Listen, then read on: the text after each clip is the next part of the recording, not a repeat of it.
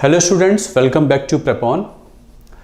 Hope you are enjoying the current affairs videos. चलिए आज discuss करते हैं एक और नई issue. Recently, the Chief Justice of India spoke about two important phrases in the Indian Express: rule of law versus rule by law. वैसे हम मोटे मोटे तौर पे देखें, लेमैन के लिए दोनों एक ही बातें होती हैं, बट जब इंडियन पॉलिटी की बात आती है तो इन दोनों फ्रेजेस में काफ़ी ज़्यादा फ़र्क होता है. तो आज इस इशू के ज़रिए, इस CGI के जो ये राइटअप है इसके ज़रिए आज समझते हैं कि क्या डिफरेंस होता है between rule of law and rule by law. It will help a lot in understanding Indian polity and it can be used elsewhere also. ऐसे में भी इस्तेमाल कर सकते हैं, सोशल जस्टिस में भी कर सकते हैं, एथिक्स में भी कर सकते हैं. तो देखते हैं कि ये दोनों फ्रेजेस का मतलब क्या है. लेट अस सी. सबसे पहले जानिए कि लॉ क्या होता है. आज का जो वीडियो है वो कंसेप्ट पे ज़्यादा है. सबसे पहले जानिए कि लॉ क्या होता है. What is law?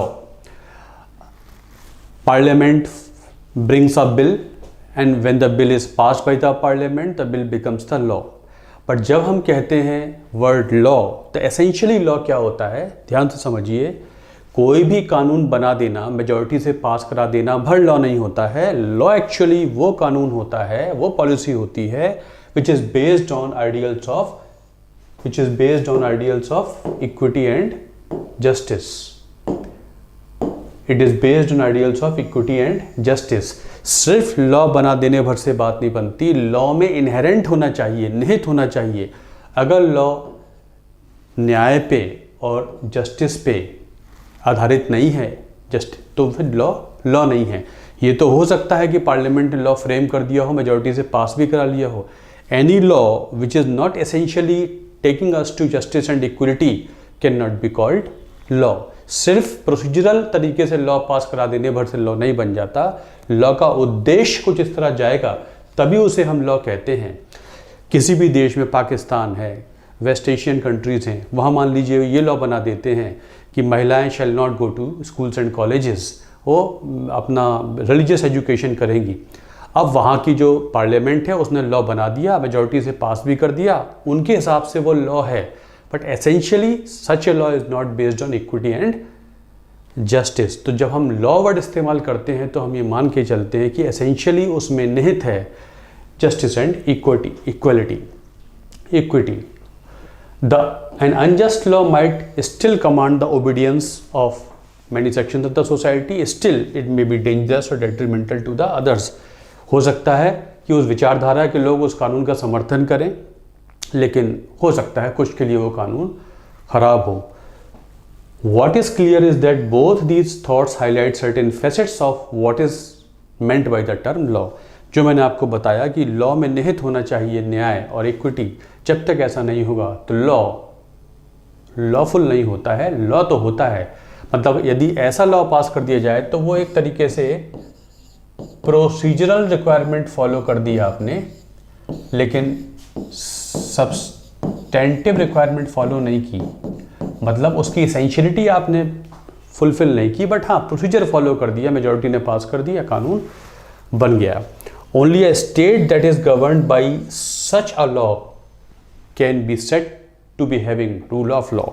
जब तक कानून वाकई में न्याय पे आधारित ना हो तब तक उस देश में रूल ऑफ लॉ नहीं हो सकता है. इसलिए कानून बनाते समय उस पर बहुत ज़्यादा गहरा मंथन करना ज़रूरी है कि कानून का जो उद्देश्य है वो न्याय की तरफ जा रहा है या नहीं जा रहा है. रूल बाय लॉ क्या होता है? Rule by law, rule of law short में मैंने बताया. रूल, अभी तो हमने लॉ की डेफिनेशन देखी है. रूल बाय लॉ, पहले रूल बाय लॉ समझ लीजिए, रूल ऑफ लॉ समझ में आ जाएगा. The British colonial power use the law as a tool of political domination, enforcing it unequally on the parties with a different set of parameters for different people. अंग्रेज कानून बना दिया करते थे, उनके हाथ में था, उन्होंने प्रोसीजर फॉलो किया, कानून बना दिया. जैसे कि रॉलेट कानून है. रॉलेट कानून में कह दिया गया कि अगर कोई सरकार के खिलाफ सेडिशन करेगा तो उसको कानून में बंद कर दिया जाएगा. 2 साल तक के लिए उसे बंद कर देंगे, किसी कोर्ट के सामने जाने की अनुमति भी नहीं होगी. अब वो कानून तो था, उन्होंने पास कर दिया, कानून तो था, but it was not based on ideals of justice and equity. तो that was rule by law. When the government applies law, whether law is lawful और नॉट, वो गवर्नमेंट के लिए इंपॉर्टेंट नहीं है, बट लॉ बना दिया. अगर ऐसा होता है तो वो कहलाता है rule by law. You keep on framing laws and rule by law, govern by law. That essentially does not mean कि उस देश में रूल बाई लॉ हो रहा है. It was an enterprise famous for rule by law rather than rule of law, as it is aimed at controlling the Indian subjects. कोई भी rule बना सकते हैं, लॉ बना सकते हैं, और उस लॉ का उद्देश्य अपनी गवर्नेंस को कन्वीनियंट बनाना है, अपने रूल को आसान बनाना है, ताकि हमारे खिलाफ कोई बगावत ना कर सके. ऐसे कानून हो सकते हैं. जैसे वर्नेकुलर प्रेस एक्ट बना दिया था लिटन ने अंग्रेज़ों के समय में, और मॉडर्न स्टेट्स में भी ऐसे लॉ बन जाते हैं. सेडिशन लॉ फॉर एग्जांपल, कई क्वार्टर्स में सेडिशन लॉ की बात होती है, या ऐसे बहुत सारे लॉ हो सकते हैं जो एक समय में सही हो सकते थे, लेकिन आज के परिप्रेक्ष्य में, आज के कंटेक्स्ट में सही नहीं होते हैं. तो इसलिए लॉ, रूल बाय लॉ का मतलब होता है just government is taking action as per the law, whatever is defined in the law can be said to be rule by law. 10 इसका मतलब क्या हुआ, हम जब फ्रीडम स्ट्रगल लड़ रहे थे तो हम रूल बाय लॉ के अगेंस्ट लड़ रहे थे. हम चाहते थे रूल ऑफ लॉ होना चाहिए. मतलब अंग्रेज तो लॉ बना दिया करते हैं, बट हमारा उद्देश्य था कि लॉ जस्ट और इक्विटेबल भी होना चाहिए, न्याय संगत भी होना चाहिए. तो हम रूल बाय लॉ को रूल ऑफ लॉ में कन्वर्ट कराना चाहते थे हमारी फ्रीडम स्ट्रगल में. कई सारी मॉडर्न स्टेट्स में भी ऐसा हो सकता है कि ऑब्सोल्यूट लॉ हो, या लॉ एक कंटेक्स्ट में ठीक था, आज के हिसाब से ठीक नहीं है, तो वहाँ भी हम कह सकते हैं कि it is just by rule of law. कानून में लिखा है तो ऐसा हो जाएगा, वो जो हो रहा है वो सही है या नहीं है, ये एक अलग बात हो जाती है. This is rule by law कि just you frame a law for controlling certain situation and law says that you can do this, if the police does that then law is applied and this is rule by law. और rule of law इससे काफ़ी आगे बढ़कर होता है. समझ लेते हैं 4 principles of rule of law. Chief justice of India ने जो 4 प्रिंसिपल्स बताए रूल ऑफ लॉ के, वो देखते हैं. सबसे पहले तो कानून, मैंने बताया कानून क्या होता है. सबसे पहले तो कानून क्लियर और एक्सेसिबल होना चाहिए. If it is too cumbersome, it is too difficult to understand, common people को जानना हो, उनको समझने योग्य होना चाहिए, और एक्सेसिबल भी होना चाहिए. People at least ought to know what the laws are, that is they should be worded in simple and unambiguous language. Simple होना चाहिए, लोगों की समझ में आना चाहिए, ताकि उसकी फॉलोइंग हो सके, और एक्सेसिबल हो, लोगों की उसकी कानून की समझ तक लोगों की पहुंच भी होनी चाहिए. इतना कठिन कानून ना हो कि लोगों की समझ में ही ना आ पाए. अगर लोगों की समझ में कानून नहीं आ पाएगा तो वो नहीं जान पाएंगे क्या करना है और क्या नहीं करना है, लॉ की पूरी फॉलोइंग नहीं हो पाएगी. तो सबसे पहले तो लॉ बहुत सिंपल वर्डेड होना चाहिए और एक्सेसिबल होना चाहिए, उस तक उसकी मीनिंग तक आम जनता की पहुंच होनी चाहिए, पहला पॉइंट. दूसरा, there shall be equality before law. Obviously law समान, सबको समान देखे ऐसा होना चाहिए. That is having equal access to justice. The guarantee of equal justice means ऐसा ना हो, कानून ऐसा ना बनाया जाए कि वो रिचर्ड लोगों के लिए, पढ़े लिखे लोगों के फेवर में चला जाए, जो बेटर ऑफ हैं एलीट क्लास के फेवर में चला जाए, और जो गरीब लोग हैं, जो सोशल इनइक्वलिटीज़ हैं, वो उसमें देखें कि बहुत से तबकों को उस कानून के बारे में पता नहीं है, उनकी गरीबी या उनकी लिटरेसी आड़े आ जाती है और वो उस कानून का फ़ायदा नहीं उठा पाते हैं. इसका मतलब प्रोसीजर भी कुछ ऐसा होना चाहिए उस लॉ की एप्लीकेशन में कि वो हर एक व्यक्ति उस लॉ का फ़ायदा अपने बेहतरी के लिए उठा पाए. या ये कह सकते हैं लॉ तो सही है, लेकिन लॉ का जो फ़ायदा है, बेनिफिट है, वो लोग नहीं उठा पा रहे हैं, क्योंकि उनको पता नहीं है, या उनकी पहुंच नहीं है, या उनकी पढ़ाई उनके आड़े आ रही है, या उनकी कंडीशंस ऐसी हैं कि वो उसका फ़ायदा उठा नहीं सकते. तो सेकंड थिंग, लॉ को should be framed in such a way that there should be equality before law. Law के सामने सब समान हो. समान का मतलब लॉ तो कह रहा है सब समान है, लेकिन लॉ के समानता का बेनिफिट उठाने की लोगों में उनकी कैपेबिलिटी नहीं हो पा रही है. तो ऐसा भी कुछ सोचना चाहिए.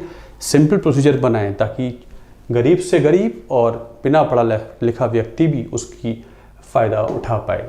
नेक्स्ट, थर्ड फीचर जो चीफ जस्टिस ऑफ इंडिया ने बताया, right to participate in the creation and refinement of laws. Obviously democratic country है, व्यक्ति का पूरा अधिकार हो. The very essence of democracy is that its citizenry has a role to play in the directly indirectly in the laws that govern them. कहने का मतलब है लॉ हमेशा फुल मेजॉरिटी से पास होना चाहिए। हमारे जो भेजे हुए नुमाइंदे हैं, एमपी एमएलए हैं, उनके फुल पार्टिसिपेशन से, फुल डिस्कशन से, फुल डेलिब्रेशन से, पूरी डिबेट के बाद लॉ पास होना चाहिए। डिबेट को बाईपास करके, डिस्कशन को बाईपास करके हम लॉ बनाएंगे तो लॉ हो सकता है अपना पूर्ण आउटपुट ना दे पाए। तो इसका मतलब people should have right to participate, मतलब people participate through their MPs and MLAs. तो their MPs and MLAs should have proper opportunity to discuss and debate at full in the passage of that particular law. In India, it is done through elections where people get exercise their universal franchise to elect people who form parliament and the parliament passes law.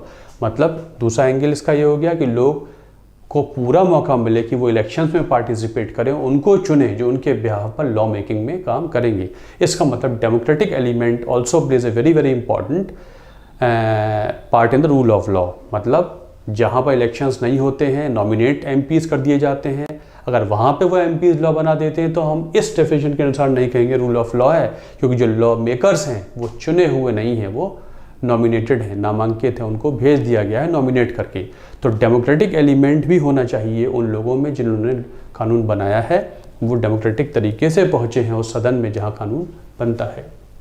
And fourth, कानून बन गया, justice पे आधारित है, उन लोगों ने बनाया है जिन्हें जनता ने चुन के भेजा है, लेकिन there should be judiciary as a guardian of the constitution. हो सकता है लॉ की एप्लीकेशन में गलती हो जाए, लॉ की डेफिनेशन में गलती हो जाए। यदि ऐसा है तो देश की जुडिशरी ऐसी होनी चाहिए जो संविधान का गार्जियन के तौर पे काम करे, मतलब कुछ गलती हो जाए तो वो करेक्शन कर सके।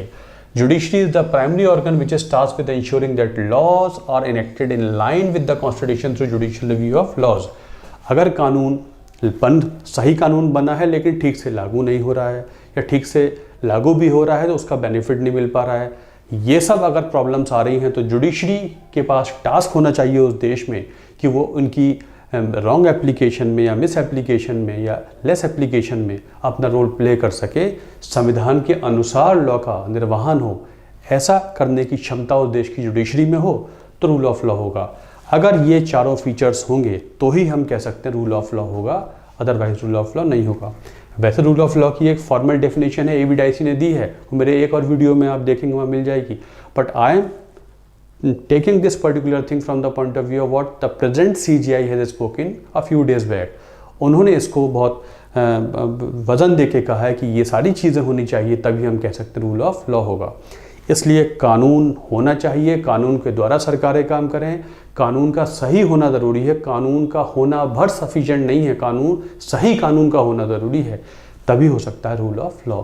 मतलब कानून सबके लिए एक्सेसिबल हो, आसान हो और लोगों का पार्टिसिपेशन उस कानून को बनाने में हो, और यदि कानून में कोई कमी है तो सुधारने में उस देश की जो जुडिशरी है वो उसके रक्षक के तौर पे काम करे। यदि ऐसा है तो हम कह सकते हैं there is rule of law. So this is rule of law. जैसे मैंने आपको पिछले वीडियो में बताया कि section 66A of information technology act 2000 was not right law, वो राइट लॉ नहीं था, तो सुप्रीम कोर्ट ने कह दिया जुडिशियल रिव्यू से कि राइट लॉ नहीं है, इस लॉ को आप सही कीजिए, कानून सही नहीं है। तो इसका मतलब कानून तो बना, अप्लाई भी हो रहा था, अगर वो गलत कानून अप्लाई हो रहा होता तो रूल बाय लॉ हो जाता, लेकिन उसकी जो एसेंशियल करेक्टरिस्टिक्स हैं उनको चेक करने के लिए सुप्रीम कोर्ट ने बोल दिया, तो अब जब सही करके उसे अप्लाई करेंगे तो हो जाएगा rule of law. So this is actually rule of law which is the most important, one of the most important attribute of a democratic country. This is rule of law. Got my point? ये होता है concept of rule of law. मेरे ख्याल से आपकी ये बात समझ में आ गई होगी। So thanks a lot for watching this video. We shall meet again with a new topic in next video. Like कीजिए, आगे बढ़ाइए वीडियो को और चैनल को आगे बढ़ाइए। Thanks a lot for your support. Thank you very much.